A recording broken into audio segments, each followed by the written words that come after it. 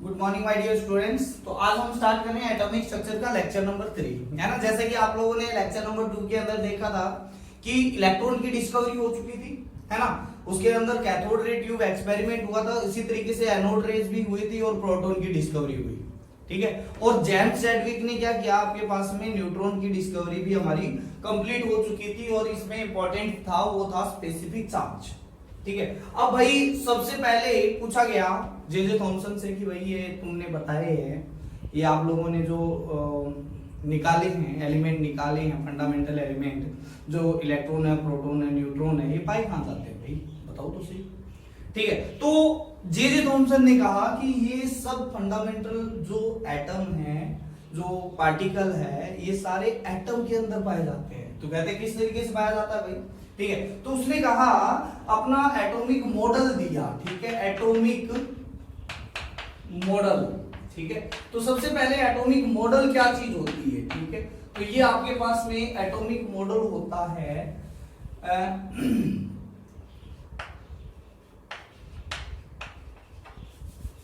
Atomic model show the presence of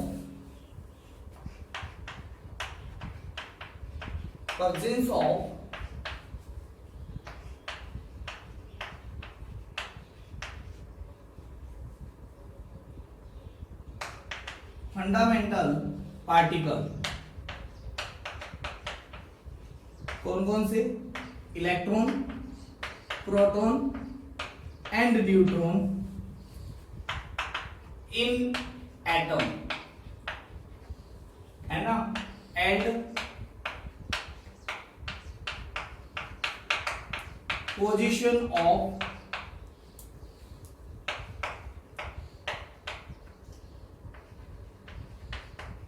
fundamental particle, है ना। भाई आपके पास में फंडामेंटल पार्टिकल है, वो एटम में कहां पाए जाते हैं, कैसे पाए जाते हैं, ठीक है। अगर मान लिया वो रुके हुए हैं, घूम रहे हैं, स्पिन कर रहे हैं, किस तरीके से है, तो अलग अलग साइंटिस्ट ने अपना अपना मॉडल दिया, अलग अलग तरीके से मॉडल दिया, ठीक है। तो उन्हें हम एटॉमिक मॉडल के नाम से जाना जाता है, ठीक है। बेसिकली एक है ना, ये क्या होता है, जैसे मॉडल तैयार करना होता है, किसी भी बिल्डिंग का मॉडल तैयार करते हैं तो पहले बता देते हैं कि भाई यहाँ पर ये परचेज होगा, ठीक है। तो उसी प्रकार से एनिमेटेड ये आपके पास में होता है कि जिसमें हमने शो करना है कि प्रोटॉन यहाँ पर है भाई, इलेक्ट्रॉन यहाँ पर है भाई और न्यूट्रॉन यहाँ पर है, ठीक है। और उनके कुछ एक्सपेरिमेंट्स भी होते हैं, ठीक है। तो वही शो करता है। तो सबसे पहला एटॉमिक मॉडल है वो है आपके पास, हमारे पास में बेसिकली 3 एटॉमिक मॉडल पढ़े जाते हैं, है ना। चौथा भी पढ़ा जाता है बट चौथा इतना इंपॉर्टेंट नहीं है। 3 एटॉमिक मॉडल है, वो है आपके पास में J Thomson model, Rutherford model और बोहर मॉडल, और इसके अलावा सोमरफेल्ड एंड हिंसबर्ग मॉडल को भी स्टडी किया जाता है। हाइजेंसबर्ग जो आपके पास में मॉडल को भी क्या किया जाता है, डिस्कस किया जाता है, ठीक है। तो हमारे पास में पहला एटॉमिक मॉडल था, वो दिया था J Thomson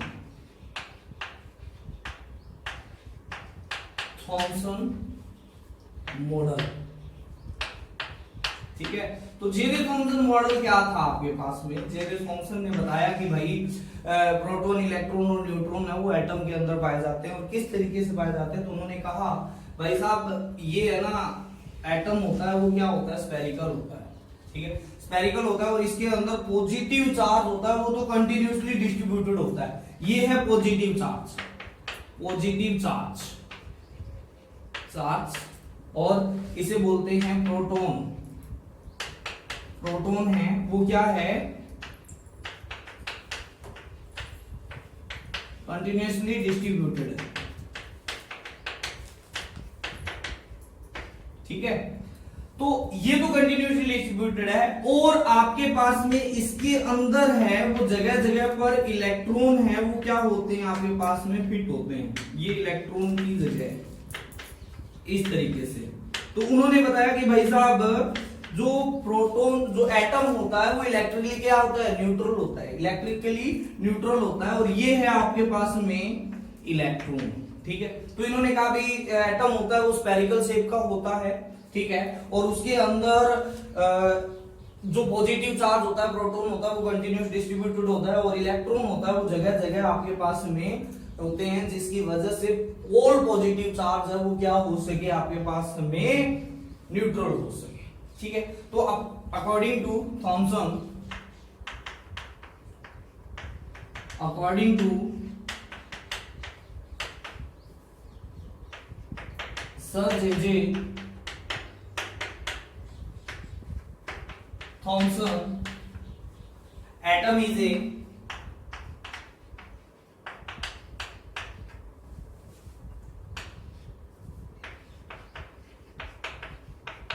electrical neutral sphere in which all positive charge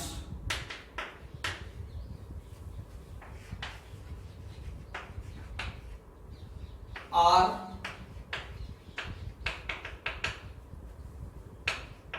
continue distributed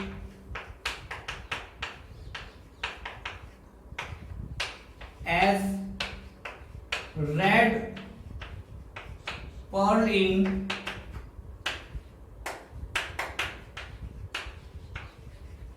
watermelon, and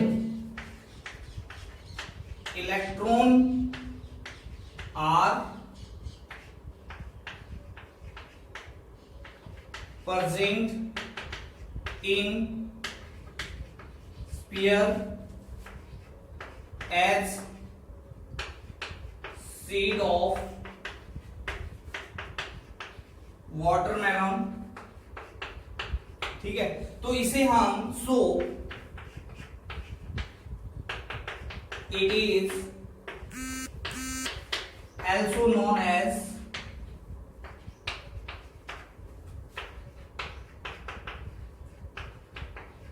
watermelon model और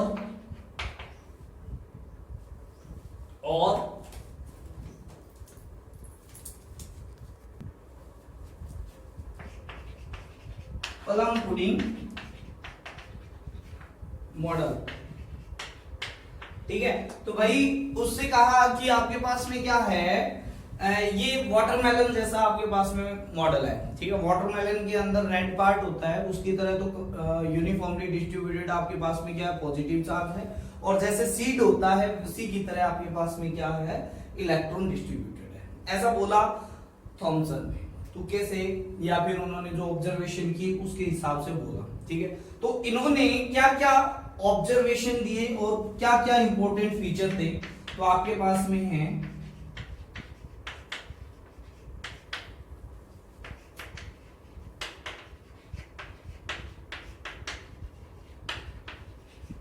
इस मॉडल की इंपॉर्टेंट फीचर क्या है। ठीक है, तो पहला तो है, ठीक है, जे थॉमसन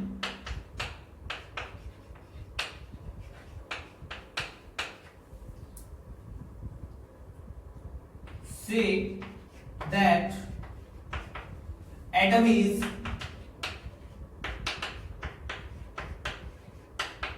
electrical न्यूट्रल। ठीक है, तो पहली बात तो इंपॉर्टेंट चीज थी, ये अच्छी तरह एक्सप्लेन कर पाए कि एटम है वो क्या है, इलेक्ट्रिकली न्यूट्रल है भाई। ठीक है, उसके ऊपर किसी भी टाइप का चार्ज प्रेजेंट नहीं है। सेकंड आपके पास में है atom is spherical.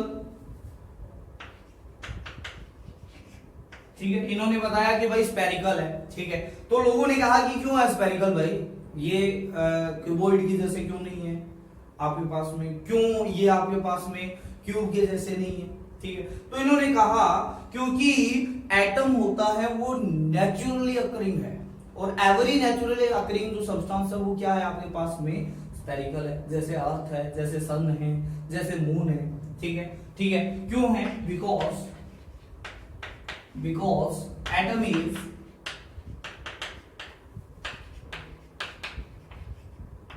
naturally occurring and every naturally occurring substance is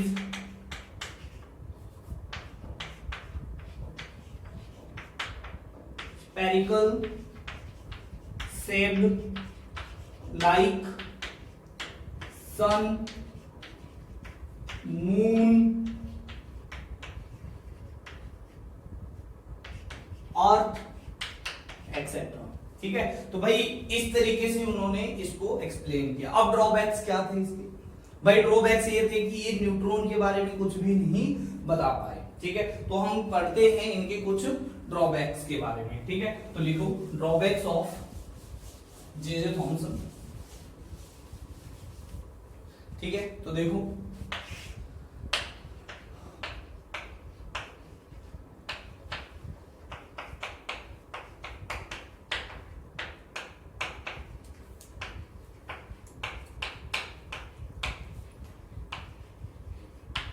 भाई जे थॉमसन मॉडल के ड्रॉबैक्स क्या क्या थे वो है, पहला है ड्रॉबैक क्या है,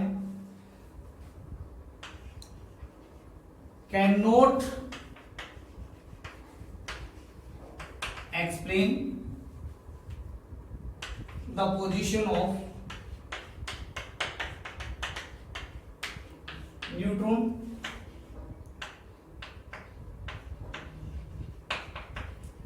न्यूट्रॉन की पोजीशन के बारे में कुछ भी नहीं बता पाए भाई, न्यूट्रॉन कहां पर है। हाँ, कुछ एक बुक्स में ये भी लिखा हुआ है कि न्यूट्रॉन है वो जैसे ग्रीन पार्ट है वैसा है आपके पास में। ठीक है, बट इसका कोई सिग्निफिकेंस नहीं है। ठीक है, सेकंड है this model is rejected after Rutherford alpha particle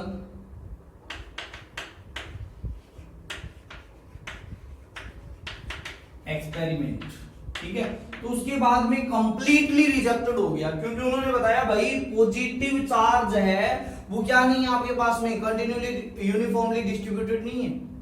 ठीक है, वो भाई एक ही जगह पर है आपके पास में, तो ये रदरफोर्ड ने बताया था। ठीक है, अच्छा इन्होंने ये बताया था, थर्ड पॉइंट था कि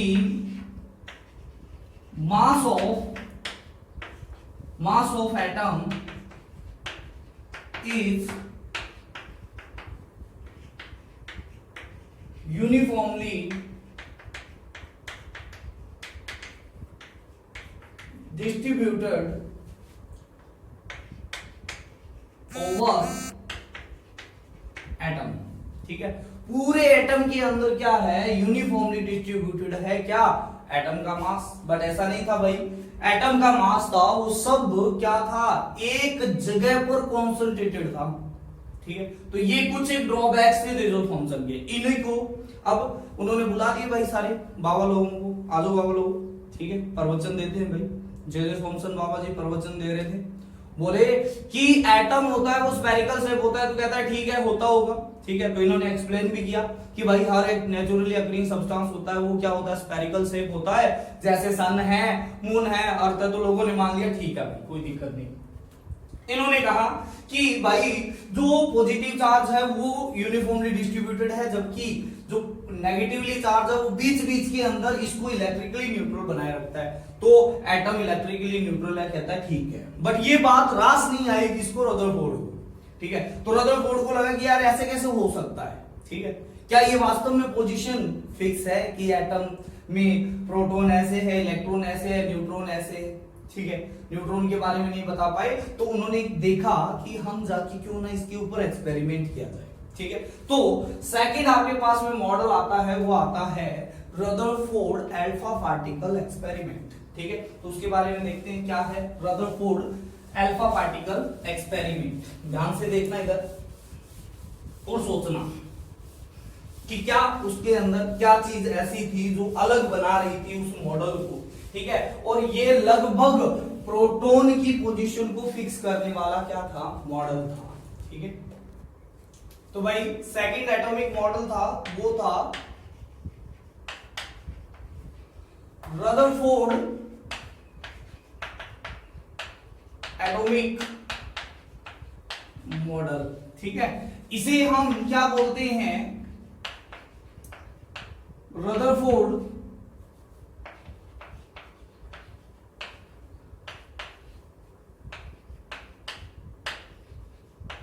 न्यूक्लियस मॉडल भी बोला जाता है। ठीक है भाई, इसके अंदर सबसे पहला रदरफोर्ड था और इसके लिए इनको क्या मिला था, नोबेल प्राइज भी मिला था। पहले रदरफोर्ड थे जिन्होंने न्यूक्लियस के बारे में बताया था भाई कि न्यूक्लियस होता है। ठीक है, कैसे बताया था, तो इन्होंने क्या किया भाई, इन्होंने एक गोल्ड फॉइल ली। ये गोल्ड की फॉइल है, वो है आपके पास में बहुत ही पतली गोल्ड की फॉइल है। हाँ, तो ये गोल्ड फॉइल ली, ये थी आपके पास में बहुत पतली गोल्ड फॉइल। ठीक है, क्या थी आपके पास में, थिन गोल्ड फॉइल। ठीक है, कितनी थी, इसकी मोटाई थी 0.00004 mm। ठीक है, इतनी पतली इन्होंने क्या ली, गोल्ड की फॉइल। ये बिल्कुल कागज के पतले जैसी हो गई आपके पास में। अच्छा, गोल्ड लेने का कारण क्या था, गोल्ड लेने का कारण था कि ये मेलेबल भी ज्यादा होता है, फैलता है भाई। ठीक है, जितना ज्यादा पीटोगे उतना ज्यादा क्या होता जाएगा, फैलता जाएगा। और दूसरा था इसका हाई एटॉमिक नंबर होता है, जिसकी वजह से हम इसके अंदर पॉजिटिव चार्ज के बारे में अच्छे से क्या कर सकते थे, स्टडी कर सकते थे। ठीक है, अच्छा, इसके चारों ओर मैंने क्या लगा दी, ZNS की फिल्म लगा दी। ठीक है, ये क्या है आपके पास में, ZNS की क्या है, फिल्म है। ठीक है, अब देखो यहां पर ZNS स्क्रीन लगा दी, ZNS की स्क्रीन लगा दी। क्या होगा, होगा क्या, इन्होंने क्या किया, यहां पर इसके ऊपर अल्फा पार्टिकल का बॉम्बार्ड्स करवाया। ठीक है, अब अल्फा पार्टिकल क्या है भाई, अल्फा पार्टिकल है भाई पॉजिटिवली चार्ज हीलियम। ठीक है, यहां पर उन्होंने रेडियो एक्टिव पार्टिकल रखा, ये है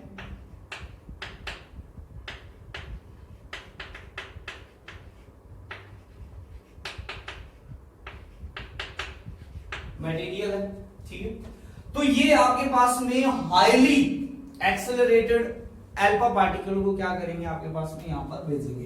एक्सेलरेशन करवाने के लिए यहां पर हम क्या लगा सकते हैं, वी वोल्टेज की क्या निकाल सकते हैं, इलेक्ट्रिसिटी भी, इलेक्ट्रिक फील्ड भी प्रोड्यूस कर सकते हैं। और ये है आपके पास में लेड चैम्बर।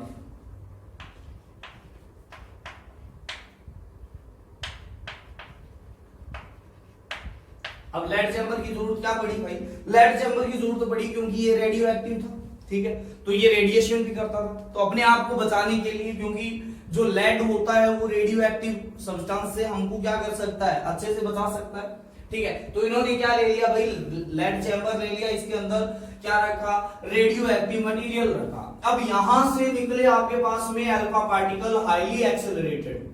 ठीक है, हाईली एक्सेलरेटेड क्या निकले, अल्फा पार्टिकल निकले, इस तरीके से निकले भाई। ठीक है, तो निकले तो ये लगभग क्या हो रहे थे, आपके पास में सीधे जा रहे थे, कोई इनके बीच में डिफ्लेक्शन नहीं था। 99% अल्फा पार्टिकल सीधे निकल गए। ठीक है, ऐसा ही था जैसे आपके पास में क्या लगा दी, सामने एक कागज की क्या लगा दी, पतली पन्नी लगा दी। ठीक है, कागज लगा दिया पतला सा। ठीक है, और AK-47 ले ली, धड़ धड़ धड़ धड़ धड़ धड़ धड़ क्या कर दिया आपने, उसके ऊपर क्या कर दिया, गोलियां चलानी स्टार्ट कर दी। आपको लगता है कि उस कागज की पतली से पन्नी से क्या होगा, AK-47 की जो गोलियां हैं वो क्या होगी, डिफ्लेक्ट होगी। ऐसा होगा क्या, नहीं होगा। ठीक है, तो वैसे ही था, तो इनके लिए कोई अचंभे वाली बात नहीं थी। अचंभे वाली बात तो तब आई कि कुछ एक पार्टिकल 2000 में से एक पार्टिकल ऐसा था जो क्या हो गया, यहां से तो सीधा ही निकला था, यहां से तो सीधा ही निकला था, बट यहां पर जाके क्या हो गया, कुछ एंगल से डिफ्लेक्ट हो गया।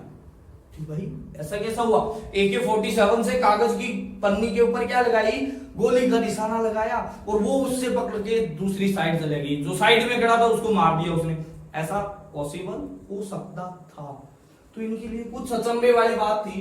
बट जब इन्होंने 20,000 अल्फा पार्टिकल तक की बम्बार्ड करवाई तो एक पार्टिकल ऐसा भी था जो क्या हो रहा था आपके पास में, जो रिफ्लेक्ट हो रहा था वापस। ठीक है, तो भाई बहुत बड़ी बात थी। मैंने कागज की पन्नी के ऊपर AK-47 से गोली चलाई धड़, ठीक है, और वो कागज की पन्नी से टकरा के वापस मेरे को ही मारने लग जाए तो मेरे को तो अचंभा ही होगा भाई, बचूंगा तब होगा ना अचंभा तो। ठीक, तो ऐसा हो रहा था भाई। तो उन्होंने कहा कुछ तो गड़बड़ है ना दया, कुछ तो गड़बड़ है यहाँ पर।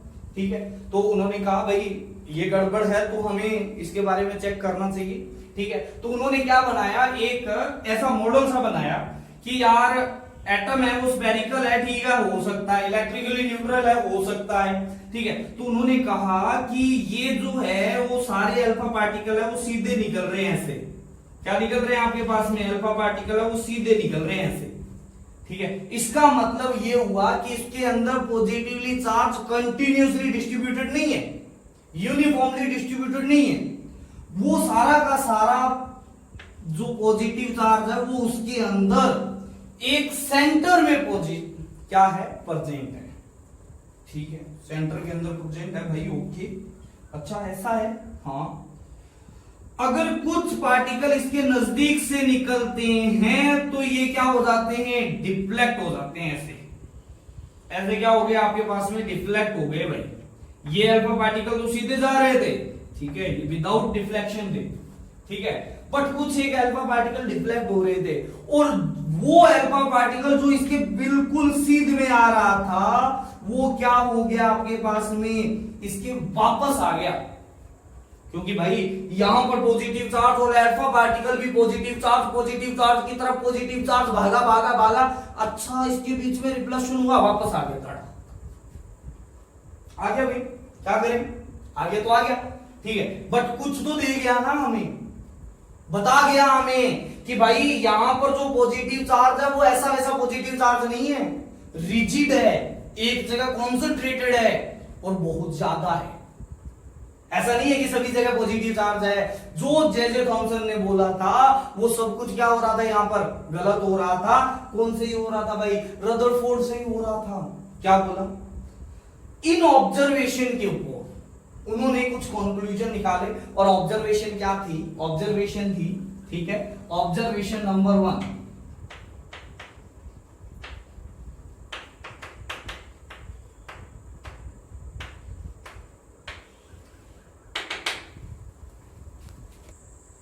तो भाई ऑब्जर्वेशन नंबर 1 क्या थी, ठीक है, क्या थी, most of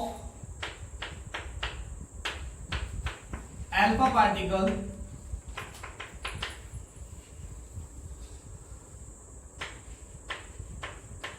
passed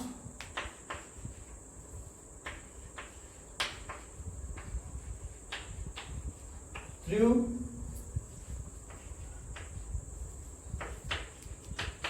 thin walled foil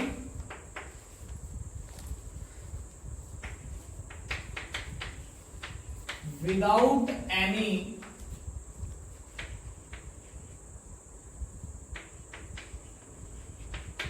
deflection. ठीक है, कितने, मोस्ट ऑफ अल्फा पार्टिकल कितने, 99.9% है ना, सीधे निकल गए बिना डिफ्लेक्शन के। ठीक है, तो कंक्लूजन क्या निकला,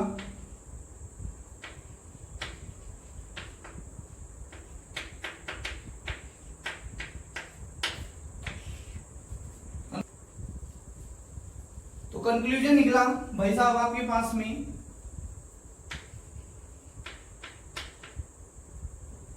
most of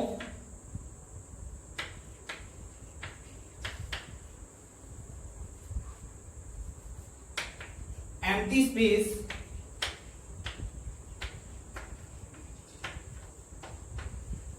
present in atom।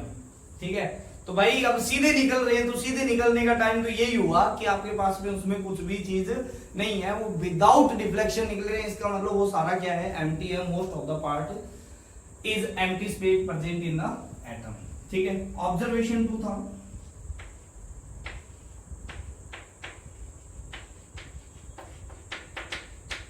Observation 2 था, ध्यान से देखना इधर। ऑब्जर्वेशन 2 क्या कहता है, very few of the particle, few of alpha particle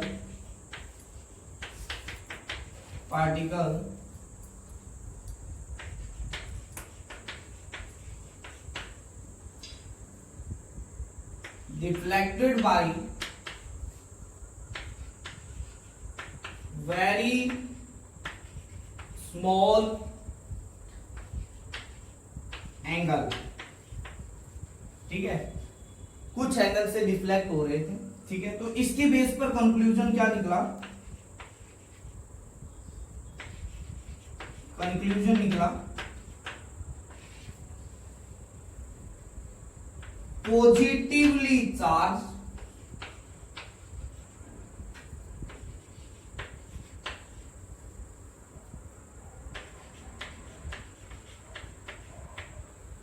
present at the center of atom. भाई पॉजिटिवली चार्ज तो है तभी तो डिफ्लेक्ट हो रहा है, ठीक है। तो एक सेंटर है जो इसके नियर बाय निकल रहे हैं, वो क्या हो रहे हैं आपके पास में, डिफ्लेक्ट हो रहे हैं, ठीक है। कंक्लूजन नंबर, ऑब्जर्वेशन नंबर 3 क्या थी,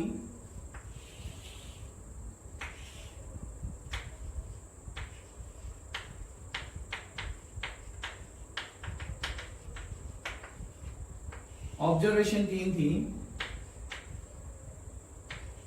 very few alpha particle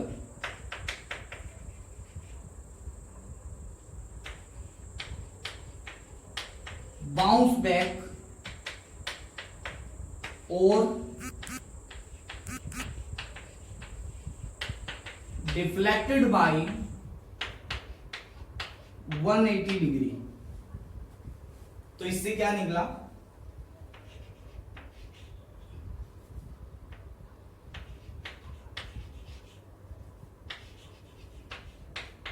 conclusion निकला भाई positively charge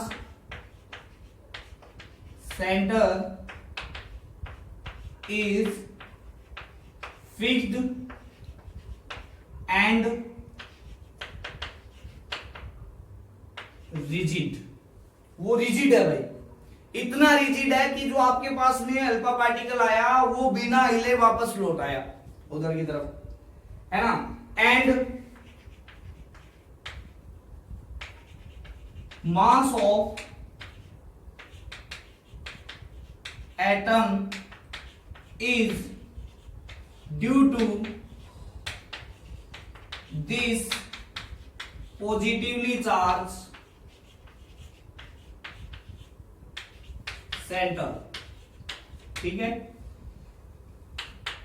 it also observe that neutron are also present in center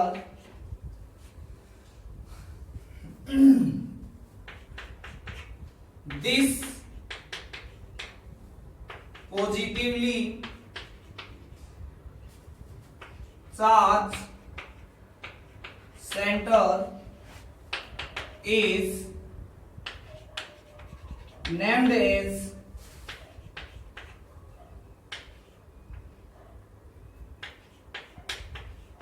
nucleus.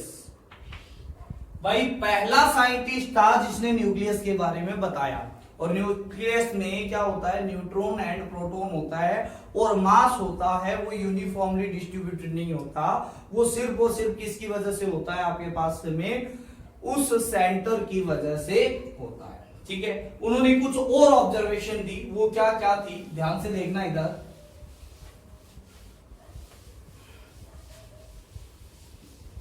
उन्होंने कुछ और बातें बताई, वो क्या थी, वो थी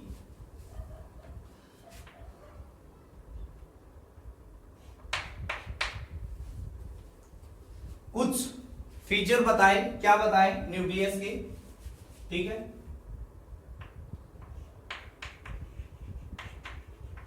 फीचर ऑफ न्यूक्लियस, ठीक है, क्या थे? पहला था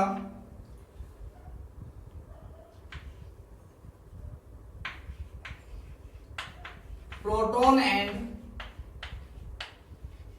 neutron present at center of atom and mass of atom is due to this center named as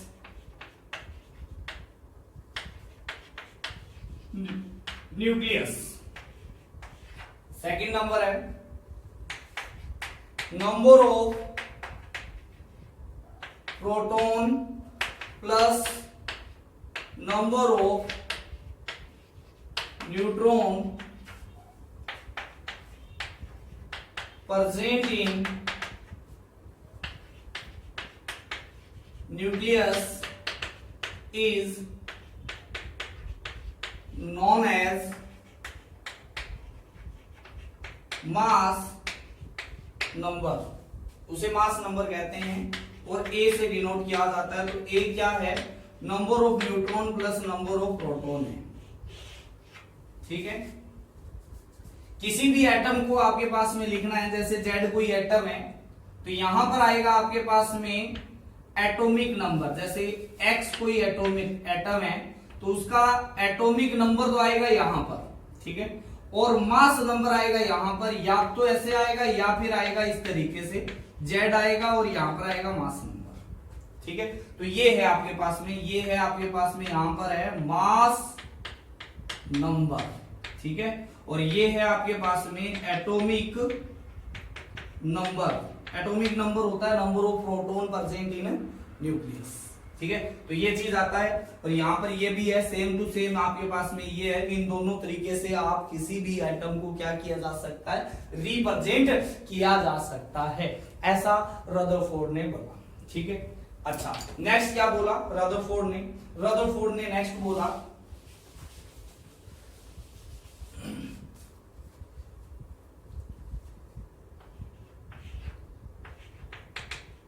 size of this nucleus is very small as compared to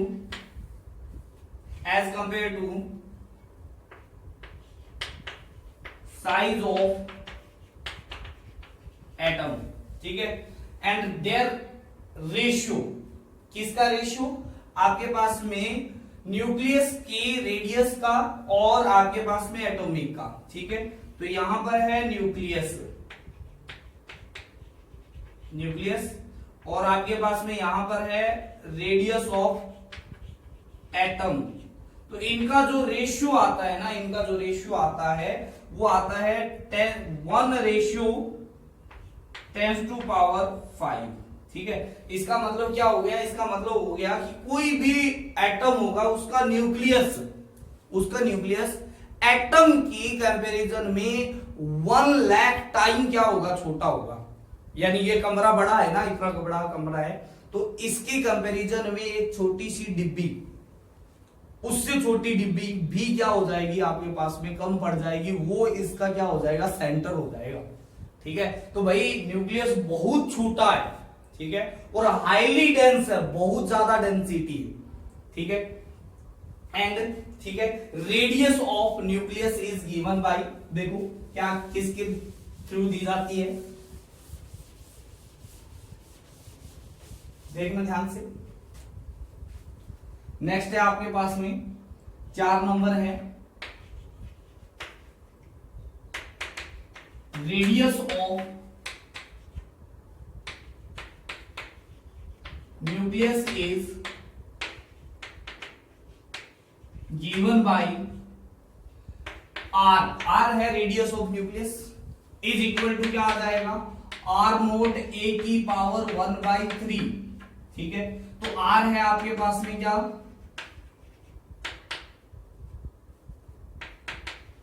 radius of nucleus. R naught क्या है आपके पास में, R naught है Rutherford constant.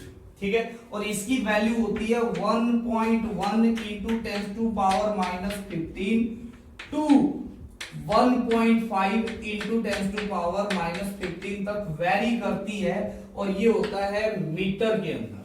किसके अंदर होता है, मीटर के अंदर। ठीक है, वीटेक हम क्या लेंगे, इसकी वैल्यू लेंगे 1.3 इंटू 10⁻15, 1.3 इंटू 10⁻15 मीटर लेंगे। ठीक है, इतनी रेडियस हम इसकी लेंगे, आर नोट की वैल्यू। और ए है आपके पास में मास नंबर। ठीक है, तो हमारे पास क्वेश्चन आ जाता है, देखो। ठीक है, कैलकुलेट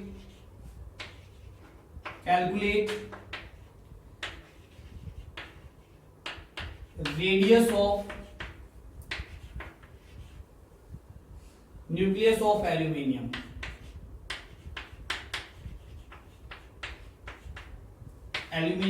ठीक है, तो भाई आर आ जाएगा, वो आर नोट की वैल्यू 1.3 इंटू 10⁻, क्या ले ली, -15, इंटू में ए कितना होता है 27 की पावर क्या आ जाती है 1/3, तो आर आपके पास में आ जाता है 1.3 इंटू 10⁻15 इंटू में क्या आ जाएगा 3, तो ये आ जाएगा R is equal to 3.9 into 10⁻15 metre.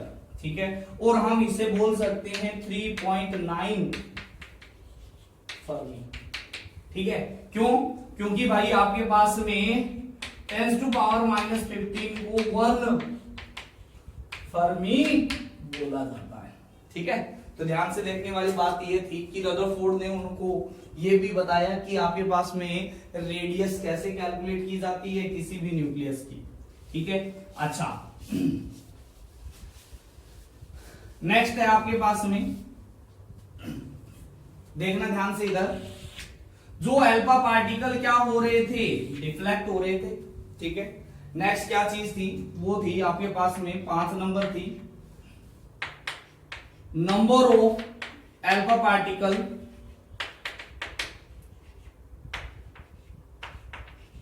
Deflected by theta angle is inversely proportional to sin की पावर 4 थीटा बाई 2, यानी n of theta, number of particle कितने थीटा एंगल पर जो अल्फा पार्टिकल डिफ्लेक्ट हो रहे थे वो क्या होंगे 1/sin की पावर 4 थीटा बाई 2 के इनवर्सली प्रोपोर्शनल होंगे। आप खुद सोचो ना भाई, जैसे जैसे थीटा बढ़ेगा नंबर ऑफ पार्टिकल तो कम ही होते जाएंगे ना, तो वही चीज है आपके पास में, अगर यहाँ पर 180 डिग्री रख दोगे तो बहुत कम पार्टिकल है जो क्या हो जाएंगे आपके पास में डिफ्लेक्ट होंगे। ठीक है, तो इस तरीके से उन्होंने निकाला। अच्छा, अब एक चीज और निकालनी है आपके पास में, क्लोजेस्ट अप्रोच। क्या है आपके पास में, क्लोजेस्ट अप्रोच। ठीक है, तो देखते हैं क्या है क्लोजेस्ट अप्रोच। अच्छा, उससे पहले कुछ और चीज निकाल लेते हैं, वो देख लें। 6 नंबर है, रदरफोर्ड ने ये भी बताया कि भाई साहब इलेक्ट्रॉन है वो रिवॉल्व अराउंडिंग द क्या है आपके पास में न्यूक्लियस। ठीक है, electron is are revolve around the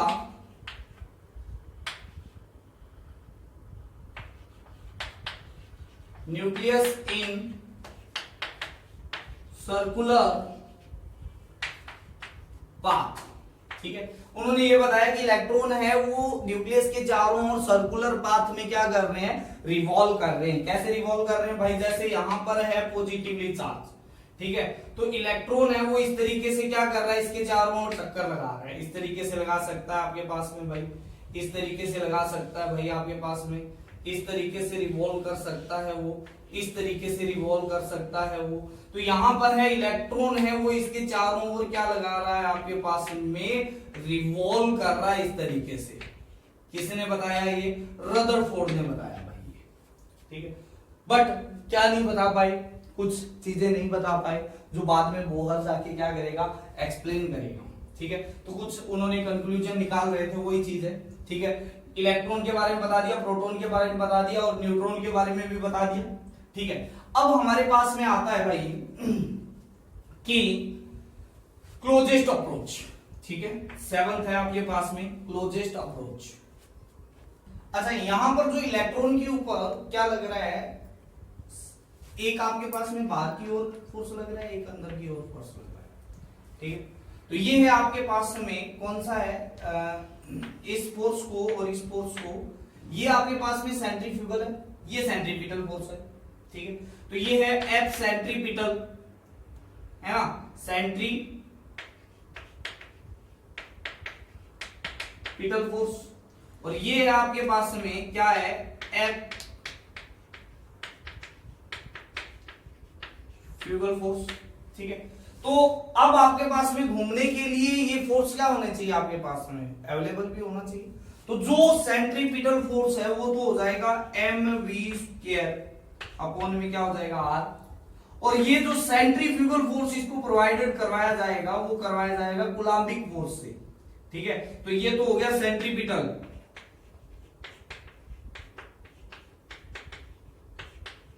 ठीक है। सेंट्रीपिटल क्या हो जाएगा आपके पास में mv² अपॉन में क्या हो जाएगा r, ठीक है। और सेंट्रीफ्यूगल क्या हो जाएगा k q1 q2 अपॉन में क्या आ जाएगा r² आ जाएगा, ठीक है। तो अगर आपके पास में इलेक्ट्रॉन राउंड करेगा तो ये फोर्स भी लगने क्या है आपके पास में जरूरी है। तो घूमने के लिए दोनों फोर्स चाहिए, और दोनों फोर्स, एक सेंट्रीपिटल फोर्स है वो तो ये वाला लगेगा, और सेंट्रीफ्यूगल फोर्स है वो ये वाला क्या लगेगा, इसके ऊपर लगेगा।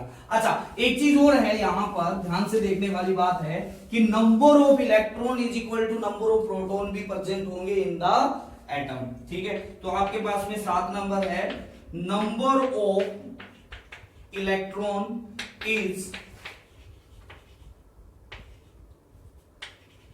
Equal to number of proton present in atom, so atom is electrical neutral, है ना भाई। इलेक्ट्रिकली न्यूट्रल होना भी जरूरी है, क्योंकि जे थॉमसन ने जो बताया था वो तो यहां पर प्रूव होना ही चाहिए ना कि भाई एटम है वो इलेक्ट्रिकली क्या है आपके पास में, न्यूट्रल है। चलो ठीक है, नेक्स्ट आपके पास में आता है, ध्यान से देखना, क्लोजेस्ट अप्रोच। 8 नंबर है क्लोजेस्ट अप्रोच।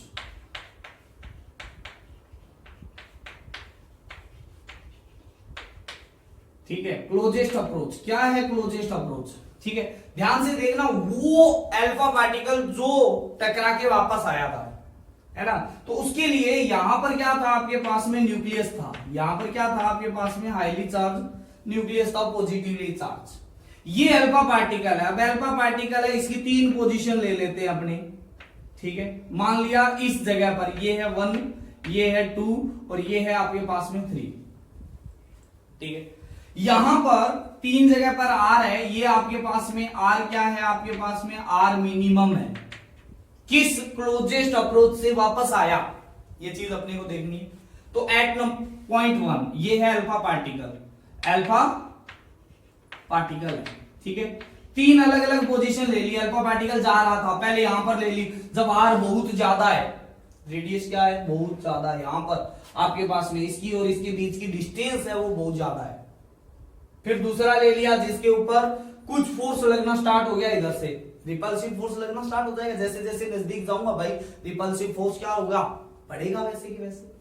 ये तीन है जहां पर रिपल्सिव फोर्स बहुत ज्यादा है, ठीक है। तो मैं यहां पर इन तीनों पोजीशन पर क्या करूंगा, एनर्जी कैलकुलेट करूंगा।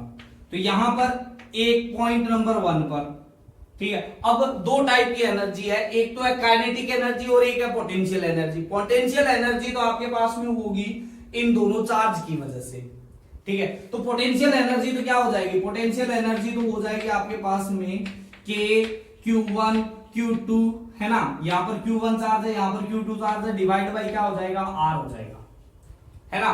और एक हो जाता है काइनेटिक एनर्जी, और काइनेटिक एनर्जी तो आपके पास में पता ही है क्या होता है, हाफ mv² होती है। तो ये दो एनर्जी आपको जरूरी पड़ेगी, ठीक है।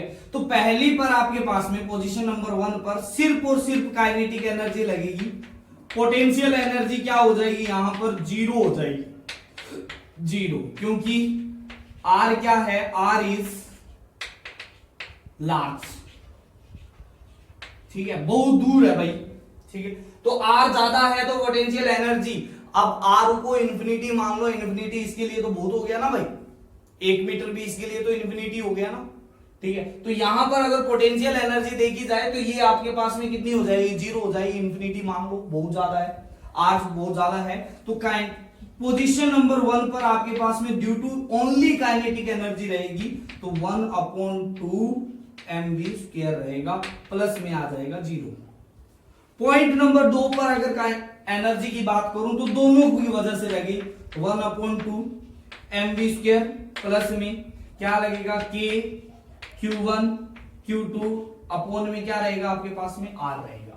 दोनों इस पोजीशन पर अगर अल्फा पार्टिकल है तो इसके ऊपर कुछ काइनेटिक एनर्जी भी है और कुछ इसकी वजह से, इन दोनों चार्ज की वजह से क्या है, पोटेंशियल एनर्जी भी है।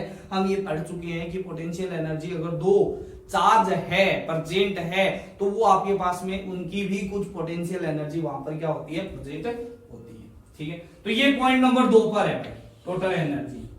अब हमें तो क्लोजेस्ट अप्रोच बात करनी है, तो यहां पर है R मिनिमम है, R मिनिमम है। इस जगह पर अगर मैं बात करता हूं, इस जगह पर, ठीक है, तो काइनेटिक एनर्जी क्या हो जाएगी, 0 हो जाएगी ना।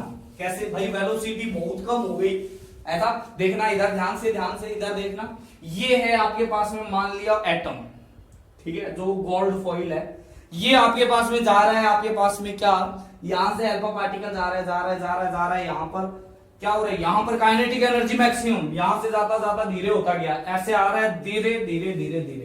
अब यहां पर आके इसकी काइनेटिक एनर्जी क्या हो गई, बिल्कुल 0 हो गई। कैसे भाई, इधर से फोर्स लग रहा है अपोज में, ठीक है, तो यहां पर आके वापस 0 हो गया, वापस आ रहा है ऐसे, ठीक है। तो यहां पर काइनेटिक एनर्जी मिनिमम, फिर फोर्स ज्यादा लगना स्टार्ट हो गया, काइनेटिक एनर्जी धीरे धीरे क्या होने लग गई, वापस यहां पर चलेगा तो काइनेटिक एनर्जी की तरफ वापस जाएगा, ठीक है, फिर धीरे होने लग जाएगा वापस से, ठीक है। तो यहां पर अगर मैं बात करता हूं, जैसे मैंने बॉल मारी ऐसे, ठीक है, अब बॉल तो जाके टकरा के आएगी, बट यहां पर फोर्स इलेक्ट्रोस्टैटिक है तो टकराएगा नहीं, यहीं से दूर से ही वापस आ जाएगा, ठीक है। तो यही क्लोजेस्ट अप्रोच है। तो इस जगह पर क्या हो जाएगा, इस जगह पर तो क्या है आपके पास में, पोटेंशियल एनर्जी क्या है, 0 है। इस जगह पर आपके पास में काइनेटिक एनर्जी क्या हो जाएगी, 0 हो जाएगी। तो पॉइंट नंबर 3 के ऊपर बात करता हूं, तो एनर्जी E3 के ऊपर आ जाएगी, वो आ जाएगी 0 प्लस क्या आ जाएगी, K Q1 Q2 अपॉन में क्या आ जाएगा, R मिनिमम आ जाएगा। ये कब हुआ भाई, सारी की सारी काइनेटिक एनर्जी किसमें चेंज हो गई।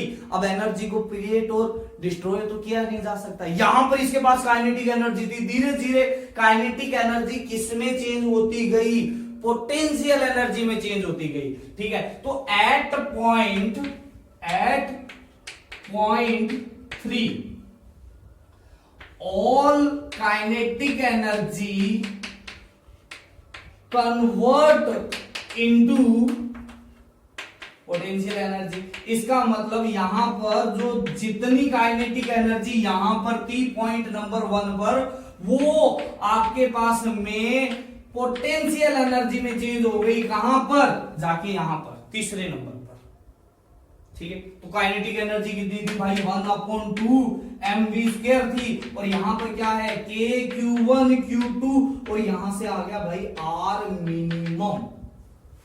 ठीक है, तो ध्यान से देखो इधर r मिनिमम हमें तो निकालना था ना, क्लोजेस्ट अप्रोच तो यही थी ना, तो क्या हो जाएगा भाई, ये हो जाएगा 2k q1 q2 अपॉन में ये आ जाएगा mv², किस वेलोसिटी से निकल के आया है, ध्यान से देखना इधर। ठीक है, तो भाई आर मिनिमम आ जाएगा, वो क्या आ जाएगा, आर मिनिमम आ जाएगा, वो देखना ध्यान से। Q1 Q2 क्या है, Q1 है भाई यहां पर इसका चार्ज, Q2 क्या है भाई इसका चार्ज। ठीक है, और विद साइन रखना है दोनों पर, तो इसके ऊपर चार्ज कितना होता है, अल्फा पार्टिकल पर चार्ज कितना होता है, +2 इलेक्ट्रॉन के बराबर, और Q1 में कितना है भाई Z इलेक्ट्रॉन के बराबर। ठीक है, तो Q1 कितना हो जाएगा, Q1 आ जाएगा 2 इलेक्ट्रॉन के बराबर अल्फा पार्टिकल का चार्ज, अल्फा पार्टिकल। ठीक है, हो जाएगा ना, ठीक है, और Q2 कितना हो जाएगा, Q2 हो जाएगा Z इलेक्ट्रॉन के बराबर चार्ज। ठीक है, तो भाई इसके अंदर रख देते हैं, तो क्या आ जाएगा आपके पास में 4k Q1 की जगह आपके पास में 2 इलेक्ट्रॉन रखा है, यहां पर आ जाएगा Ze² डिवाइड बाय कितना आ जाएगा mv²। ठीक है, तो भाई ये है क्लोजेस्ट अप्रोच, ये है क्लोजेस्ट अप्रोच। अब दो तरीके की एनर्जी दी जा सकती है, एक आपके पास में v वोल्टेज से हम क्या कर दें, उसको एक्सेलरेट कर दें, इलेक्ट्रिक फील्ड में रख दे, तो qv आ जाएगा आपके पास में, ½ mv² की जगह क्या आ जाएगा, qv आ जाएगा। ठीक है, तो वो तो एनर्जी आपके पास में, आपको ये बताना है कि जो एनर्जी है वो किस में कन्वर्ट हो रही है, पोटेंशियल एनर्जी में कन्वर्ट हो रही है, बस इतनी सी बात है। इतनी सी बात अगर समझ लोगे तो ये क्लोजेस्ट अप्रोच है वो आप अच्छे से कर पाओगे। ठीक है, तो बहुत ज्यादा इंपॉर्टेंट भी है भाई, रदरफोर्ड के ऊपर अगर कोई क्वेश्चन अच्छा बनता है तो इस तरीके से क्वेश्चन बन सकता है। ठीक है, तो ये था आपके पास में कंप्लीट रदरफोर्ड मॉडल। अब इसके ड्रॉबैक्स है, तो ड्रॉबैक्स क्या है भाई, अब क्या हुआ ड्रॉबैक्स के बारे में बात की, तो जब रदरफोर्ड ने क्या किया, सभी बाबा लोगों को बुला लिया, भाई डॉल्टन जो जेम्स थॉमसन ने बताया था वो सब कुछ गलत है, आप उसकी बातों में मत आओ, बुला लिया सभी बाबा लोगों को, जेम्स थॉमसन भी प्रेजेंट था, कहता अच्छा ऐसे कैसे मैं गलत, मेरे को गलत कैसे साबित कर रहा है, तो बोलता है भाई मैंने ऐसा ऐसा एक्सपेरिमेंट किया, उसमें ऐसा लगा, अगर ऐसा होता कि तुम्हारी तरह क्या होता, वाटरमेलन की तरह होता, तो या तो अल्फा पार्टिकल क्या हो जाते, वापस आ जाते सारे के सारे ही, या फिर उसके अंदर धस जाते सारे के सारे। वाटरमेलन के ऊपर क्या मारो, गोली मारो, किससे, AK-47 से, तो आपके पास में वेलोसिटी क्या हो जाएगी, या तो वेलोसिटी तो क्या होगी आपके पास, डेफिनेटली कम ही होगी ना। ठीक है, तो वेलोसिटी पर कोई फर्क नहीं पड़ रहा था अल्फा पार्टिकल का, ये भी चीज है, डिफ्लेक्शन भी नहीं हो रहा था, सीधे निकल रहे थे without any change in velocity and any deflection. ठीक है, ये भी चीज ध्यान में रखने वाली बात है। ठीक है, ये तो उसी को पता चलेगा तो लेक्चर कंप्लीट लास्ट तक देखेगा।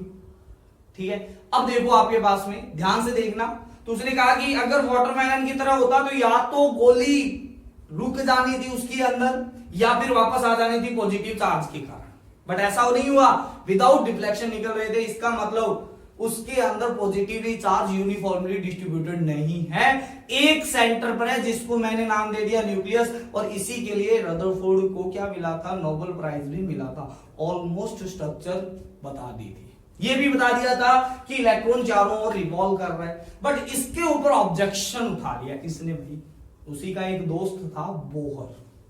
कहते यार एक बात बता, तुमने ये बताया कि इलेक्ट्रॉन चारों ओर क्या लगा रहा है, चक्कर लगा रहा है, कहता हाँ लगा रहा है भाई। कहता है हम मैक्सवेल वाली थ्योरी में गए थे ना, मैक्सवेल की इलेक्ट्रोमैग्नेटिक थ्योरी थी, वहां पर दोनों गए थे, उससे पहले मैक्सवेल ने इलेक्ट्रोमैग्नेटिक थ्योरी दी थी, उसके अकॉर्डिंग क्या था कि अगर एक चार्ज स्टेशनरी है और उसके अराउंड कोई अपोजिटली चार्ज रैंडम मोशन कर रहा है, इसने बोला था रैंडम मोशन कर रहा है कुछ भी ऐसे, ठीक है, तो वो कंटिन्यूसली क्या करेगा, आपके पास में एनर्जी को इमिट करेगा।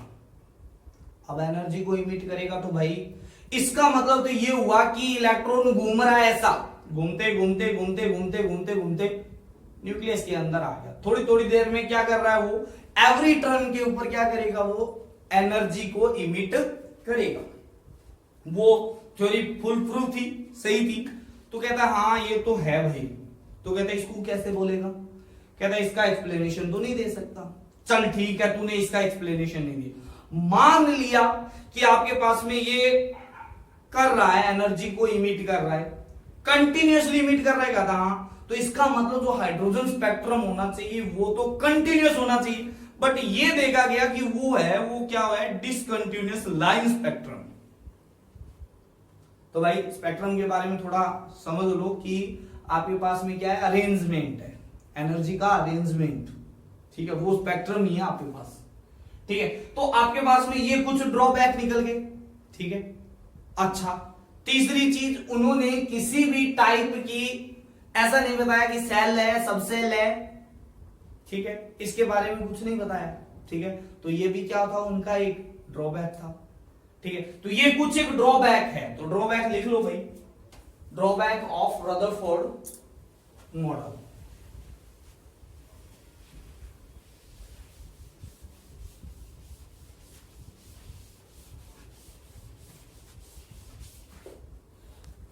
तो नेक्स्ट है फेलियर और drawback of Rutherford model. Atomic model है या इसको हम न्यूक्लियर मॉडल भी बोलते हैं, ठीक है। क्या था, पहला तो था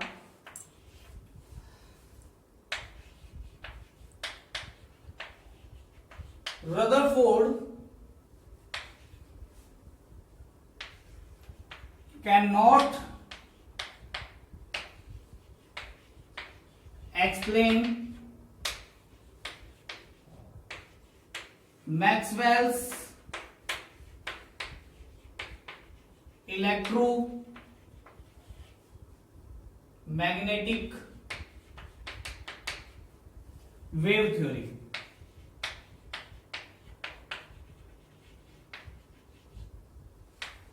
है ना, according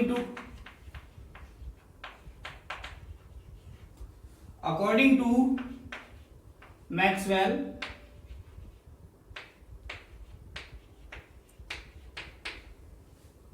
wave theory, Maxwell's wave theory,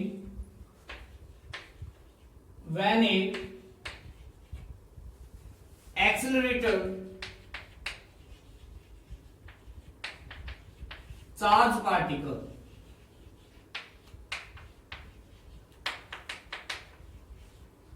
क्या, like electron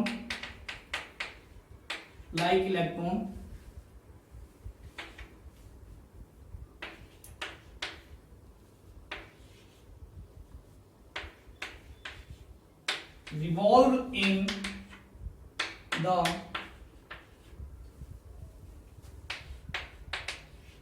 field of other charged particle, then it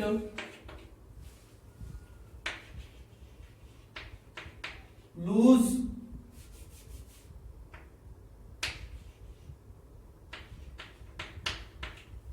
the energy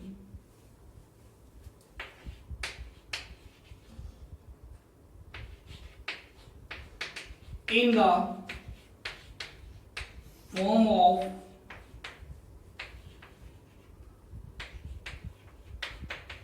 electromagnetic wave at every turn। Therefore path of electron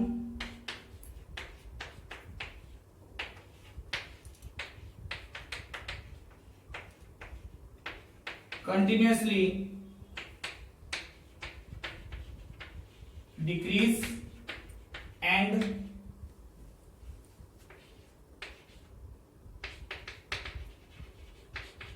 ultimately fell in nucleus. So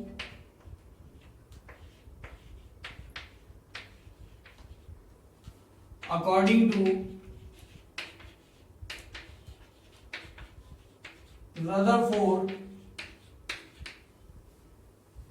atom is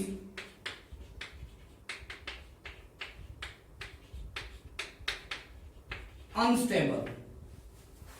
ठीक है, तो भाई ये बताया Rutherford ने ये कहा था कि इलेक्ट्रॉन चारों ओर क्या करता है, एक्सेलरेशन मोशन करता है, किसके चारों ओर भाई, न्यूक्लियस के चारों ओर। तो बोहर ने ये कहा कि भाई मैक्सवेल ने जो बताया था वो तो तुम गलत बता रहे हो ना, उसके अकॉर्डिंग टू अगर कोई भी चार्ज है वो अदर फील्ड के किसी भी चार्ज के अराउंड रिवॉल्व करता है तो वो क्या करता है, कंटिन्यूअसली एनर्जी को क्या करता है, इमिट करता है in the form of electromagnetic wave.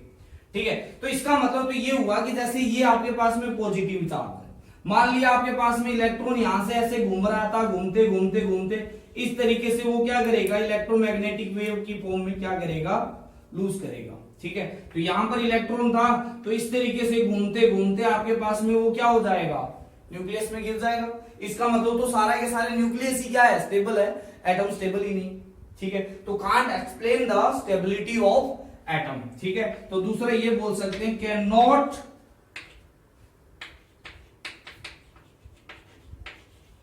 Explain the stability of atom. ठीक है ना। और तीसरी बात है, अगर कंटिन्यूअसली वो एनर्जी इमिट कर रहा है तो जो स्पेक्ट्रम होना था चाहिए था, हाइड्रोजन स्पेक्ट्रम, वो कंटिन्यूअस होना चाहिए था, है ना। तो according to Rutherford, hydrogen spectrum is continuous but it is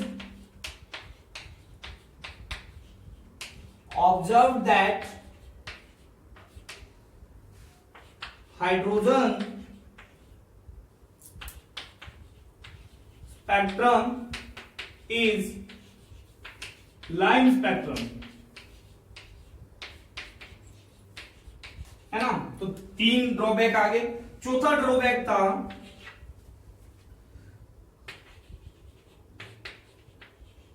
Rutherford can't say about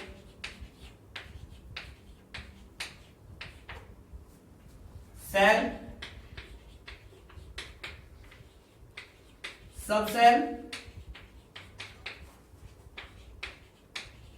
orbital etcetera. Spin, उसके बारे में कुछ नहीं बता पाया कि भाई स्पिन होता है, ऐसे होता है, इलेक्ट्रॉन किसी ऑर्बिटल में प्रेजेंट होता है, तो ऐसा कुछ भी नहीं बता पाया। तो ये आपके पास में कुछ एक 4 ड्रॉबैक थे रदरफोर्ड के। ठीक है, अब भाई बोहर लग गया, बोहर को था कि अब मैं कुछ करूंगा। ठीक है, तो बोहर भाई लग गया है, बोहर क्या करेगा, किस तरीके से करेगा, ये नेक्स्ट लेक्चर के अंदर देखेंगे। Okay, thank you, have a nice day.